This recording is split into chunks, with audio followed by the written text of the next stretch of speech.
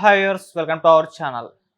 ఆంధ్రప్రదేశ్లో ప్రమాదం పొంచి ఉంది, అక్కడికి వెళ్ళొద్దు అని చెప్పేసి నెదర్లాండ్ గవర్నమెంట్ అక్కడి పౌరులకు చెప్పిందని చెప్పేసి ఒక వార్త వైరల్ అవుతుంది. దీన్ని వైసీపీ వాళ్ళు కూడా విస్తృతంగా ప్రచారం చేస్తున్నారు. మరి ఈ వార్తలో నిజమెంతుంది? నిజంగా అసలు ఆంధ్రప్రదేశ్లో అంత ప్రమాదం ఏం పొంచి ఉంది? ఈ వార్తని ఈ విధంగా సర్క్యులేట్ చేస్తుంది ఎవరు? సో ఇప్పుడు ఇదే అంశం మీద డిస్కస్ చేయడానికి ప్రజెంట్ మనతో పాటు జగదేవ్ గారు సీనియర్ జర్నలిస్ట్ ఉన్నారు. వారితో ఒకసారి మాట్లాడదాం. సార్ నమస్కారం. సార్ నెదర్లాండ్ అంటే ఏపీకి వెళ్ళొద్దని వాళ్ళ పౌరులకు చెప్పినట్టుగా ఒక వార్త సోషల్ మీడియాలో వైరల్ అవుతుంది సార్. మరి అంత ప్రమాదం ఏపీలో ఎందుకు పొంచి ఉంది? అసలు నెదర్లాండ్ ఎందుకు చెప్పింది? మరి దీన్ని ఇంత సర్క్యులేట్ చేస్తుంది ఎవరంటారు సార్? ఇలాంటి గాలి వార్తలు ఇమీడియట్గా స్ప్రెడ్ అవుతుంటాయి. వాస్తవానికి ఏ కంట్రీ తీసుకున్నా, ఏ దేశం తీసుకున్నా ఆ దేశము బయట టూరిస్టులని ఆకట్టుకునే విధంగా టూరిస్ట్ ప్యాకేజీలు కానీ, టూరిస్టులు విజిట్ చేయాల్సిన స్పాట్ గురించి కానీ, లేదంటే పలానా ప్రదేశాలకు వెళ్ళేటప్పుడు ఒంటరిగా వెళ్ళకండి, లేదంటే పలానా ప్రదేశాలు ఈ టైంలోనే సరైన సమయం. ఇప్పుడు అమర్నాథ్ యాత్ర ఉంది, అది ఖచ్చితంగా ఆల్మోస్ట్ ఆల్ మన జూన్ 29 నుంచి రేపు ఆగస్టు 16-17 వరకు ఉంది అది. సో ఒక 45 డేస్ పాటు ఉంటుంది. బట్ జూన్ 29 కన్నా ముందే అక్కడ మొత్తం రోడ్ని క్లియర్ చేయడము, అక్కడ వెళ్ళి ఫస్ట్ అసలు లింగం ఏర్పడిందా లేదా, అక్కడ ముందు దాన్ని ఎవరైతే చేస్తారో వంశపారంపరంగా పూజలు ఉంటారో వాళ్ళు చూడ ఇవన్నీ చేస్తారు. చేసినప్పుడు లైన్ క్లియరెన్స్ అని చేసుకుంటారు. చేసినప్పుడు గవర్నమెంట్ కూడా దానికి ఆ యాత్రకి ధైర్యంగా ఉండేవాళ్ళు, ఆరోగ్యం సక్రమంగా ఉండేవాళ్ళు, రకలాంటి అటాక్స్ జరుగుతాయన్నా కూడా పట్టించుకోకుండా ముందుకు వెళ్ళేవాళ్ళు, అటువంటి వాళ్ళు వెళ్ళడానికి అర్హులు అన్నట్టుగా కొన్ని నియమ నిబంధనలు పెట్టి పంపిస్తూ ఉంటుంది. అది ఏ దేశంలో అయినా సహజం. ఇప్పుడు మనకైనా ఈ టైంలోనే వెళ్ళండి. ఈవెన్ కేదార్నాథ్ ఉంది, కేదార్నాథ్ కూడా ఆల్మోస్ట్ ఆల్ మే నుంచి దీపావళి వరకు, అంటే May, June, July, August, September, October, అంతే ఒక 6 నెలల పాటు ఉంటుంది. తర్వాత వెళ్ళొద్దు, అక్కడ మంచుతో కప్పబడి ఉంటుంది, వెళ్ళిన ఉపయోగం ఉండదు, ప్రమాదకరం కూడా అన్నట్టుగా కొన్ని సంకేతాలు ఇస్తారు. అది గవర్నమెంటే డిక్లేర్ చేస్తుంది. ఆ ఈవెన్ మ్యాప్ పాయింట్లో కూడా ఇవి క్రిటికల్ పొజిషన్స్, ఇవి సేఫ్ జోన్స్ అని ఒక ఇస్తుంది. సో అలాగ ఇచ్చినప్పుడు మన దగ్గర కూడా కొన్ని అటవీ ప్రాంతాలు ఉన్నాయి. లేదా ఇప్పుడు మొన్న రీసెంట్గా ఒక ఎగ్జాంపుల్ కూడా మీకు చదివాను ఎక్కడో. ఇప్పుడు అండమాన్ నికోబార్ దీవులకి అక్కడ ఉన్న ఒక దగ్గర ఒక 40-50 దీవులు ఉన్నాయంట, చిన్న చిత్తగా అన్నీ కలిపి. సో వాటిల్లో ఒక దీవిలో సుమారుగా ఒక 300 మంది ట్రైబల్స్ జీవిస్తున్నారు. వాళ్ళకి బయట ప్రపంచంతో సంబంధం లేదు. బట్ అది ఆల్రెడీ గవర్నమెంట్ డిక్లేర్ చేసింది. అండమాన్ నికోబార్ కూడా, అండమాన్ దీవులు కూడా మన భారత భూభాగంలో భాగమే కదా అవి, కాకపోతే కేంద్రపాలిత ప్రాంతం. కాకపోతే అక్కడికి వెళ్ళొద్దు, వెళ్తే వాళ్ళు చంపుకు తినేస్తారు లేదా వాళ్ళు చంపేస్తారు అని ఒక మ్యాప్ పాయింట్లో కూడా ఇస్తుంది, వికీపీడియాలో కూడా మెన్షన్ చేస్తుంది క్లియర్గా. సో అట్లాగా కొన్ని ఆంధ్రప్రదేశ్ సంబంధించినవి కూడా ఏఓబి అంటారు, ఆంధ్ర ఒరిస్సా బార్డర్, అటువంటివి కానీ, లేదంటే శ్రీశైలం అడవుల్లో కూడా. మీకు శ్రీశైలం అడవులు ఉంటే గుర్తొచ్చింది, ఒక 10 years బ్యాక్ 12 years బ్యాక్ ఒక టీం ఇలాగే శ్రీశైలం అడవులో కూంబింగ్కు దాని మామూలుగా ట్రెక్కింగ్ టైప్లో వెళ్ళారట. వెళ్తే ఇంకా కొంత దూరం లేక రూట్ మర్చిపోయారు. మొబైల్ ఫోన్స్ అన్నీ స్విచ్ ఆఫ్ అయిపోయాయి, ఛార్జింగ్ లేదు, ఎటు వెళ్ళారో తెలియదు. చాలా దట్టమైన లోపలికి వెళ్ళిపోయారంట. అటు పైగా ఏవి ఎయిర్లో వెళ్ళేవి కూడా ఏవి లేవు. సో చాలా ఇబ్బందులు పడి, నేను చదివిన ఆర్టికల్లో ఎలా ఉందంటే వాళ్ళ గురించి దగ్గర 14 మంది ఎంతమందో తప్పారంట.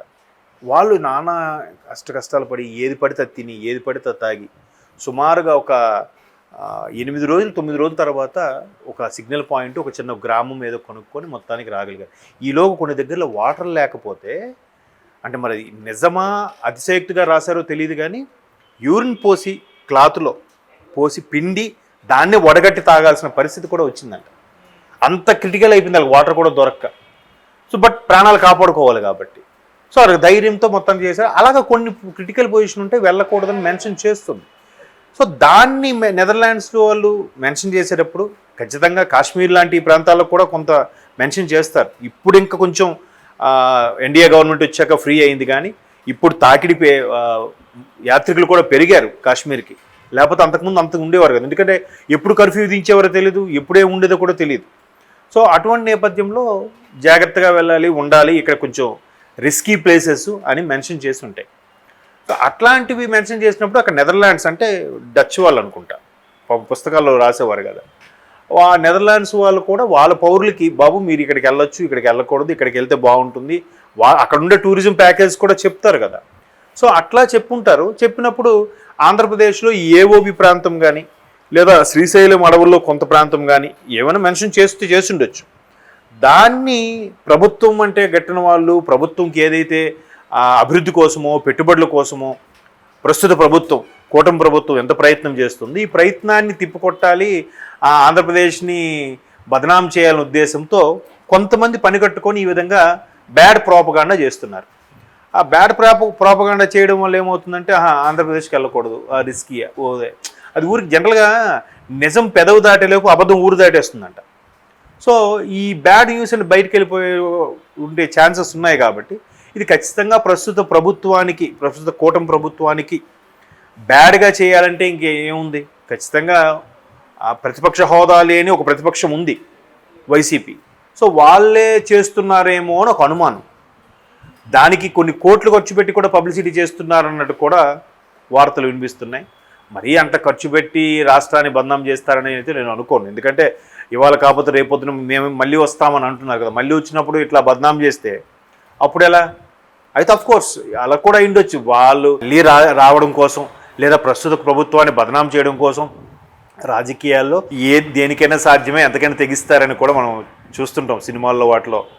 సో అట్లాగా వాళ్ళు కూడా వాళ్ళల్లో ఒక బృందం ఇలా ఇట్లా తయారు చేస్తుందేమో, ఇట్లా బ్యాడ్ పబ్లిసిటీ చేస్తుందేమో అనే వార్తలు వస్తున్నాయి. బట్ అందులో పూర్తి జనాలు కూడా అంత త్వరగా నమ్మారండి. వాళ్ళకి తెలుసు బాగా ట్రావెల్ చేయాలనుకున్నాడు, ఇక్కడికి వెళ్తే ఏంటి రిస్క్, అక్కడికి వెళ్తే ఏంటి రిస్క్, లేదా లాస్ట్ టైం నేను వెళ్ళాను బాగానే ఉంది, అది ఫేక్ న్యూస్ అట్లా అనేస్తూ ఉంటారు. రెగ్యులర్గా ప్రపంచ యాత్రికులుగా తిరిగే వాళ్ళు ఉంటే వాళ్ళు క్లియర్గా చెప్తారు, బాబు వేస్ట్, అదేం కాదులే బాగానే ఉంటుందని. ఇప్పుడు బెస్ట్ ఎగ్జాంపుల్ చెప్తాను. గోవా జనరల్గా చాలామంది వెళ్తుంటారు సరదాగా ఎంజాయ్ చేయడానికి.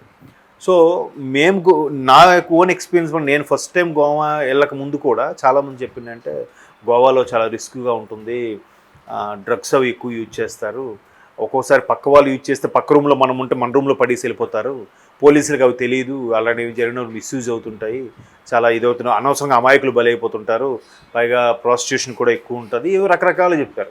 తీరా అక్కడికి వెళ్ళి చూసాక అంత ఇదిగా ఏమీ అనిపించలే. జనరల్గా ప్రతి దగ్గర గుడ్డు ఉంటుంది, బ్యాడ్ ఉంటుంది. బట్ బ్యాడ్ తెర వెనక ఎక్కడో నడుస్తూ ఉంటుంది. దానికి కొన్ని ఛానల్స్ ద్వారా వెళ్ళి బాగా పెద్ద పెద్ద నెట్వర్క్ వాళ్ళతో వెళ్ళి చేస్తే అవుతుందేమో తప్ప సామాన్యులకి అతగైతే ఏమి ఉండదు. నేను అలాగనే అనుకుంటున్నాను.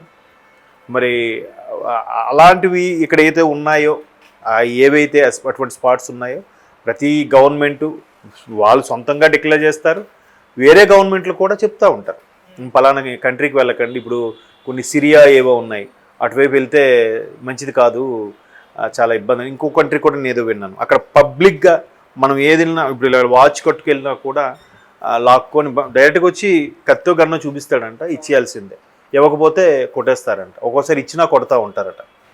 అట్లా నేను ఇద్దరు మిత్రులు చెప్పినప్పుడు కూడా విన్నాను.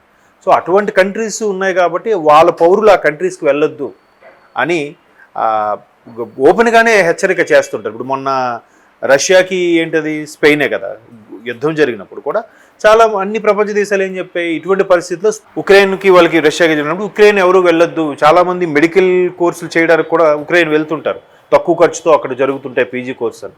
సో అటువంటి వాళ్ళకు కూడా చాలామంది హెచ్చరించారు, వెళ్ళొద్దు, అక్కడ వెళ్తే కానీ మళ్ళీ వెనక్కి తిరిగి ఇండియా వచ్చేయండి అన్నట్టుగా.